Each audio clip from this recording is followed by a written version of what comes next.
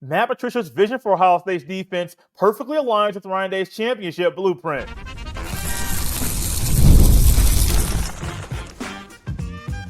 You are Locked On Buckeyes, your daily podcast on the Ohio State Buckeyes. Part of the Locked On Podcast Network, your team every day. Welcome in, Buckeye fans, to your Tuesday edition of Locked On Buckeyes, which is your daily Ohio State podcast, part of the Locked On Podcast Network, your team every day. I'm your host, Jay Stevens, also the host of the Jay Stevens Podcast. And today's episode is brought to you by the all-new 2025 Nissan Armada. Stay with us for the Armada Team of the Week later in the episode.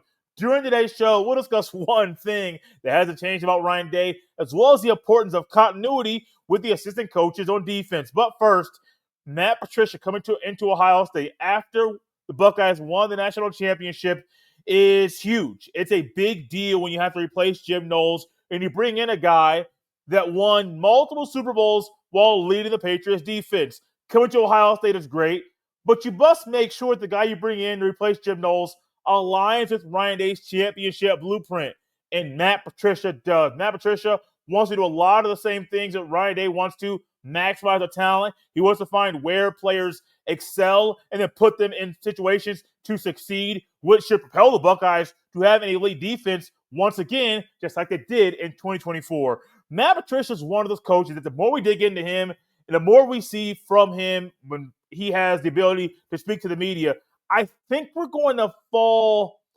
into a trap right in front of us to like everything he's saying. Maybe it's not a trap. Maybe it's just an open door we have to walk through. Whatever it is, people are going to say, oh, I like that guy. I like what he is saying. I like his thought process. I like the way he presents himself. I mean, there's so many things to like about Matt Patricia. While there's things to like, you must make sure that man aligns with Ryan Day. No matter if it's the D coordinator or the quarterback coach. Whoever it is on the coaching staff, they must align with the vision that the head coach has. And when Matt Patricia spoke about this very thing during his media availability session, I thought that this was a home run hire once again. It was thought I had previously, but man, when you listen to what Matt Patricia has to say about the Buckeyes defense, you'll be thinking, wow, the Buckeyes defense has a right man leading them in the fall. Quote, my whole goal is to try to figure out what you do well. How do I put you in the best position to go get on the field and do that job well to the best of your ability? Because if you can play fast, you can play aggressive, because you know I have you in your skill set, then you're going to be disruptive as a defensive player. You're going to help us win as a defense, win as a team, and we can fit the pieces around where everybody goes in that accord, end quote. There's a whole lot more to go into that. But Matt Patricia just simply saying it's not so much him playing fast and aggressive, and that's what you want, but you want to find a way to figure out what a player does well and how do you put that player in the best position to get on the field and do that job to the best of their ability. It's very similar to C.J. Hicks going from playing linebacker to playing defensive end. Now, he might be playing outside backer in the fall, but he's getting a D-line skill set, and he's learning those tools from the master himself, Larry Johnson. So he has a bag full of tricks once he gets on the field later on. But you got to remember, if he's playing as an off-ball linebacker, that's James Laurinaitis' room. And I don't think that's where C.J. Hicks is going to excel. He's going to excel more on the edge, maybe in a two-point stance as an outside backer, but he has to get some reps and learn some different tricks so he can exploit and utilize all of them in the fall. And so for C.J. Hicks is just an example. But think about guys throughout the history of Ryan Day. We have seen this before, not just when Matt Patricia has come in. Steel Chambers was a running back. All of a sudden, there was not only a need, there was a quicker path for him to get on the field, and ultimately, it was the right path for him to be a Buckeye linebacker. He was a running back for a little bit, didn't really work out, wasn't moving up the depth chart as quickly as he would like. Go to linebacker, there was a need. What did you find? He was a good linebacker. I remember Jeremy Birmingham talking about Steel Chambers when Chambers was in high school. Well, he was down at Ohio State, but when Steel Chambers was being recruited, Jeremy Birmingham talked about how he thought that Steel Chambers would be a better linebacker in college than running back. That's his own thought. It took him a little bit of time to get to playing linebacker, but that's where he played his best ball. Cade Stover played all over the place. Kind of a Swiss Army knife at times. The Rose Bowl, I believe, was the 2021 Rose Bowl. Maybe it was a 22 Rose Bowl. One of the two. I forget the actual year the Rose Bowl was played. But he went to playing defense because there was a need. And what did you find? Even on a few practices to get to figure out what was going on the defensive side of the ball, he played great. G. Scott Jr., if he would have stayed at receiver his entire career, you wouldn't be talking about him. Not in the sense that you would be when he had the catch on the first offensive play that the Buckeyes had in the Rose Bowl. No. What would you be saying about G. Scott Jr.? You would say, well, Ohio State kid from the Pacific Northwest was not able to put it all together. You would be saying some of the same things you say about Julian Fleming. The difference was Julian Fleming had a path on the field. He just wasn't the caliber of receiver of a Garrett Wilson or a Parker Washington. Let's go over to Penn State. He wasn't one of those caliber of receivers. Took a little bit longer to get on the field. For Matt Patricia, this upcoming year, I believe he is going to do all the things that Ryan Day wants from a defensive coordinator. Do I think he'll be the best D coordinator of all time? No, I'm not going that far. Nor do I know all of the greats of coaching defenses throughout the history of college football. I don't know all of that. I'm not that kind of historian. I do know this, though. You're probably going to see more multiple looks in the upcoming season than you saw last year, or maybe than you've seen ever in Ryan Day's history of being the coach of the Buckeyes, which is cool. I love that. That plays into what Ryan Day, and the one thing that has not changed about Ryan Day, we'll talk about that later in the show, but he's going to be able to push the right buttons. And we talk about C.J. Hicks. Think about the guys up front. Keanu Jackson Jr. and Caden Curry. Let's just keep staying on the edges right now. For those two guys, they have different skill sets. One guy's taller, a little bit lankier, a little bit bendier. Caden Curry, been a big special teams guy for Ohio State, a guy who was going to be starting in the fall and has his sights set on being a playmaker all year long, but their skill sets are different. So what's Matt Patricia's mission as a D coordinator? Figure out what they do well and then put you in a situation so you can play to the best of your ability. That also plays into something we talked about yesterday about Matt Patricia. The everydayers definitely didn't miss this part, that Matt Patricia wants to make things a little bit simpler. Simpler. A little simple. He doesn't want things to be too complex. Because if something is too complex, what do you find? It's going to slow you down. It's going to make you think. And you might find a scenario where Ohio State has 1 or 2 or 3 plays in a game where guys are a little bit slow to get set or a little bit slow to line up. Why? Because you're thinking too much. Well, Matt Patricia wants to take the guesswork out of it. Simplify the things you're doing on the field while also not just simplifying the commands. Make it simple because you're putting guys in the right situation to succeed. Maybe a nickel package or a dime package or a 3-4 or 4-2-5 or a 3-3-5, whatever it might be. 5 guys up, 6 guys up, doesn't matter. Figure out where guys excel and then put them in situations so they can play with the reckless abandon that every guy needs to play with on the defensive side of the ball. Well, there are guys that are playing with a reckless abandon on the defensive side of the ball. There are certain things that assistant coaches at Ohio State have in their bag that'll help Matt Patricia in the fall. I'll tell you what that is next. The Armada Team of the Week is brought to you by our friends at Nissan and the all-new 2025 Nissan Armada.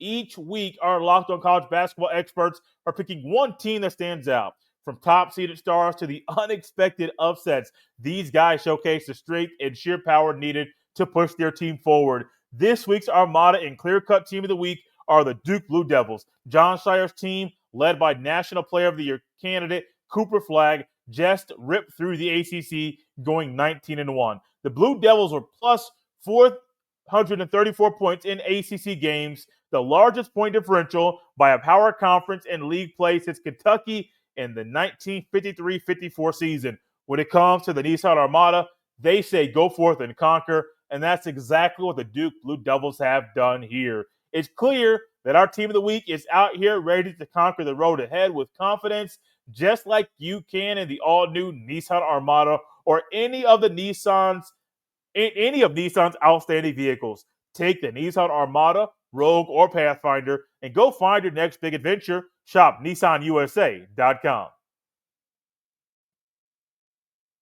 Thank y'all for tapping Locked on Buckeyes and making this show your first listen of the day. Ohio State's coaching staff is full of talent, just coaching talent.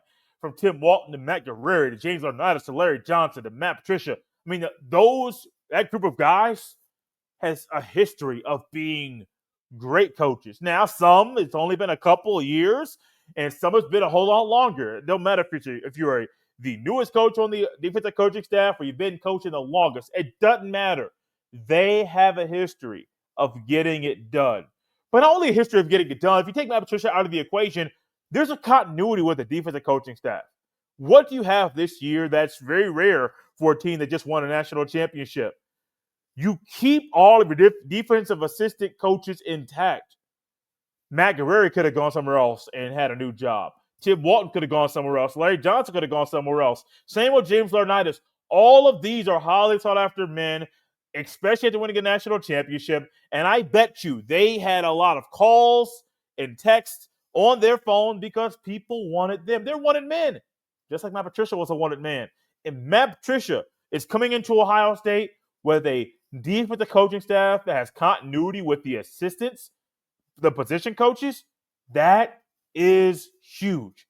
And that's also a big reason why I think Matt Patricia came to Ohio State. One, he has a history with Tim Walton. They both coached together at Syracuse. That was over 20 years ago.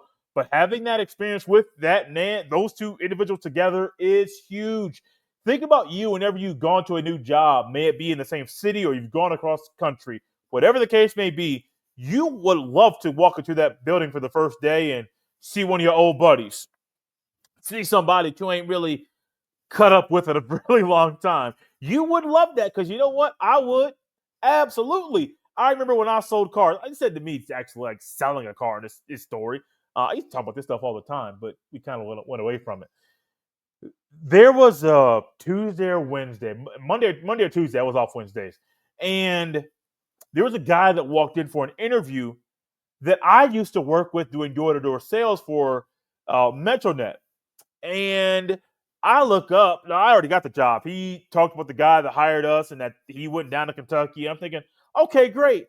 And I guarantee for me to see him, yeah, man, come on. I know you're a little goofy, but come on, work with us. But for him to see me, he's coming in for an interview at a place that I currently work. We both had sales jobs previously. I quit that job to go sell cars. He was looking for a job because the one he had previously was no longer a thing in the area. It made a lot of sense. We connected. We talked. He wanted to get the lay of the land when we first got there. And, man, it was cool. I didn't talk to the guy that much, but just seeing each other, it meant a lot. And for Matt Patricia coming in, that's huge. But not only is it huge that he had the history with Tim Walton, think about if Matt Patricia walked into a room that didn't have a long-time D-line coach like Larry Johnson, has been there since Urban Meyer was the head coach for the Buckeyes, or had James Laurinaitis, but all of a sudden he's the co-DC and not Tim Walton, or it's Matt Guerrero is still there, but Tim Walton is gone. Think about the transition for Matt Patricia if you're coming in and you're a newcomer and the guy you're also working with hand in hand, being the co-DC, is also a newcomer. Man, that could be a little tough. Talk about bad news bears and potentially ruffling the feathers. That's something that could happen. But Matt Patricia realizes, I think Ryan Day does too, not just Matt Patricia realizing that he's looking into a room that is full of guys that get along, that work hard, but also for Ryan Day, his loyalty just oozes out of his pores. That's one thing Ryan Day talks about all the time because loyalty is huge. It was a video going around from one of his pregame speeches before one of the playoff games. Was it the Texas game or maybe the Oregon game? I forget. But Ryan Day talked about it's their family against our family. You know what happens when someone tries to go against your family? You do anything you can to protect your family. I'm not yelling right now, but you get the gist. Ryan Day, the man is so loyal. Could it be his downfall? It's possible. But what we find right now is his loyalty is helping Ohio State to have a pretty good coaching staff. Do I know what to expect from all these coaches working with Matt Patricia? No, not at all. I don't think anybody does.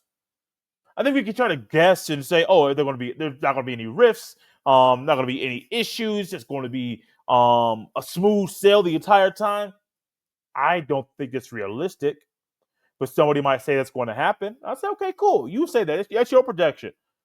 But I truly have no idea. On the offensive side of the ball, well, there is a lot of continuity. You have Tyler Bowen coming in. You also have a new offensive coordinator. So not only do you have a new O-line coach, you have a new offensive coordinator. So you're having a new man running the entire side of the ball that was already there, but he's still adding to his plate. And then you bring in Tyler Bowen, who was the OC previously, who's now being an O-line coach. Think about what Ryan Day's doing. Holding on to his loyalty, rewarding the man that's been paying his dues in Brian Hartline. There could be a time like what we saw this past year, we heard about with some of the guys on the defensive coaching staff that really didn't get along. I almost said they didn't get along, but when it came to coaching, there was some friction. It's also life. And I've been places before where there's been friction here, there's been friction there. Maybe there were times when we were playing high school football and it was 2-a-days. I believe it was my junior year, and we were running 40-yard sprints at the end of practice. And you always know Coach Tim Barthel says, or somebody else around there says, one more for LN. That's our rival, Lawrence North High School. And we would have to run one more sprint for LN. And then all of a sudden, what I look up before we got to that last sprint, which was extra, wasn't always there, the coach demanded us to run. I won't say the name, but there was a guy on the team who was a senior receiver. And I was a lineman, and I didn't like running at all. It wasn't something I was going to shy away from. I didn't like running. This receiver, he could run fast, but he was just going on a little slow. And all of a sudden, I look up. He's jogging, not sprinting. All of a sudden, they say, one more for LN. I look up and I say, hey, you going to run now? And we got in each other's faces, pushed each other back and forth. The coaches let us go, and I'm glad they did because I'm not a fan of players calling another player out and the two going at it a little bit, pushing and shoving, and then the coaches just kind of break it up. No, if it gets too far, it gets too far. But this wasn't that. No, we were a little heated. It was also hot, stupid hot, probably above 100 degrees out there on our second practice on a 2-a-day session before the first game of the year. And Tim Barthel just let us go, and then we ran that one last sprint and called it a day. There wasn't no fight in the locker room, none of that stuff. But there was a little rift, and there's nothing wrong with that. Do I think it's going to be a scenario where there will be a rift? I can see one. I'm not saying it will be, but I could project, after a certain game or two, or it could be a win, but there were some issues on the defensive side of the ball. Could there be an issue on the defensive coaching staff? Absolutely. Absolutely. But if there is an issue, you quickly resolve that thing, you figure it out, and maybe you keep on moving. One rift or some friction in a coaching meeting or in a team meeting, it's not the worst thing in the world. It's actually needed. To be the best, you need friction. Iron sharpens iron. We saw that this past year. There was some friction. There was some come-to-Jesus meetings. There are people letting stuff off their chest. And what do you find? It was needed for Ohio State to get to where they needed to be. And also for Ohio State to get to where they need to be, where they want to be, which is winning back-to-back national championships, they must stick with the one thing that hasn't changed about Ryan Day over the past few years. I'll tell you what that is next. This episode is brought to you by Roy. Attention, Ohio State fans. Ever wish you could directly support your favorite Ohio State athletes and be part of their journey? Now you can with Roy, the NIL app that puts fans in control. Before Roy, NIL deals were often handled behind closed doors, and fans like you didn't have a clear way to directly support the players you love. Now, with Roy, you can make a real impact and feel closer to the athletes representing Ohio State. With Roy, you get to choose the player you want to support, decide how much you want to contribute, and get exclusive content straight from the athletes you back. The best part, if your player transfers, you get your money back. So it's a risk-free way to show your support and make your voice heard. Support your favorite players directly and help shape the future of Ohio State sports. Download the Roy app now from the App Store and start backing Ohio State athletes the way they deserve with transparency, trust, and real impact. This is the future of college sports. Join it now by downloading Roy and supporting your favorite players. Thank y'all for tapping Locked On Buckeyes and making this show your first listen today. If you have not already, feel free to follow or subscribe to Locked On Buckeyes on the YouTube or wherever you listen to your fine podcast. Make sure you hit that notification button so you get notified anytime a new video goes live, and also leave a 5-star rating. It's a great free way to help this show grow and to help more people come across the daily podcast on your Ohio State Buckeyes. One thing I love about Ryan Day, there's a lot of things I love about Ryan Day, but one thing in particular is that he hasn't changed over the past couple of years. Him hiring Jim Knowles was a pursuit of one goal. His push in the middle of the season was a pursuit of one goal. Even after the Michigan loss, the mission didn't change. The one thing he wants from the Buckeyes defense is to be more multiple, but to always evolve. And that has not changed. And you're going to find that with Matt Patricia coming in and being hired by Ohio State, it's also going to help the evolution of the Buckeyes defense, but also the continuity with the coaching staff. That's going to help with the evolution of the Buckeyes defense, but also the evolution, not just on defense, but as the entire team. We saw last year Ryan Day hand over the keys to the offense to Chip Kelly, and he realized the way for us to evolve and to be a better team is for me to be more of an overseer. Be a head coach. It is not calling the plays on offense or calling the plays on defense, but be the coach that I need to be. And it worked out in a great way. And coming up in this next year, Ryan Day could have easily said, I know Brian Hartline's paid his dues. I know he's done this and done that. But ultimately, I'm going to continue to do what I've been doing. Why? Because it works. If Ryan Day is calling plays at Ohio State, where it's probably going to be a lot more smoke screens and bubble screens to receivers, going to frustrate a lot of us. Trust me, it wasn't fun to watch all the time. I understand why Ryan Day did that, because sometimes there was no running game with the running backs at the time. So Ryan Day said, oh, cool, I am going to try to do things a different way to establish a simulated run game. Not a fan of that tactic at all, but he did that. However, if you take that away, Ryan Day's a pretty good play caller. And I'm being nice and generous when I say that. I could easily say Ryan Day's a great play caller. One of the best play callers in all of college football. One of the best developers of quarterbacks in all of college football. He could have easily said, yeah, Billy Fessler, you come up, be QB coach. Brian Hartline, you can be the OC, and Coach Key, you can be the co-OC, but I'm still calling plays. Ryan Day could have easily done that. But he said, no. If we evolved in 2024 as a team and I took a different approach and had more of an overseer type view of the team, why would I go backwards? When going backwards didn't work, why wouldn't I just go with this way? Because this way worked.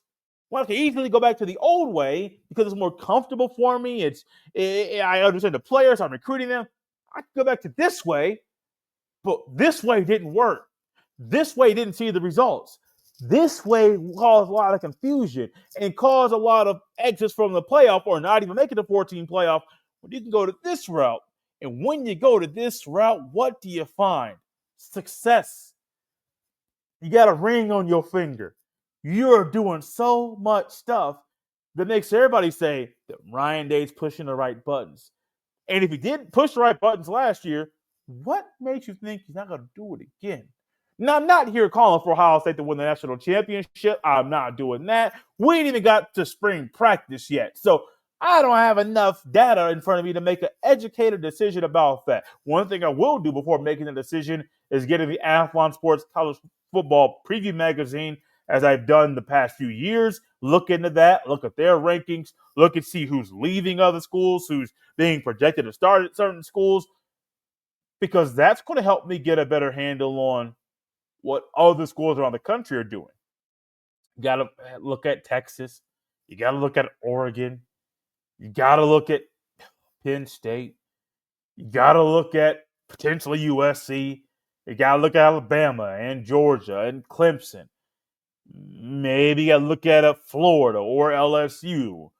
Maybe Oklahoma gets right. I don't know. You got to look at a G5 school. Is it Boise State again? Does SMU make the playoff? There are so many things you got to look at where you're thinking, ain't no way all that's going to happen. But definitely it might happen because sometimes you got to think outside the box to predict what's going to happen out there. And while you do that, I don't have a way to predict that right now. But as I do predict some things about the future, it's in regards to Ryan Day. We don't have enough data to predict the national championship. We do have enough data to realize that the evolution of the Buckeyes defense is going to continue. The evolution of Ryan Day as a coach is going to continue.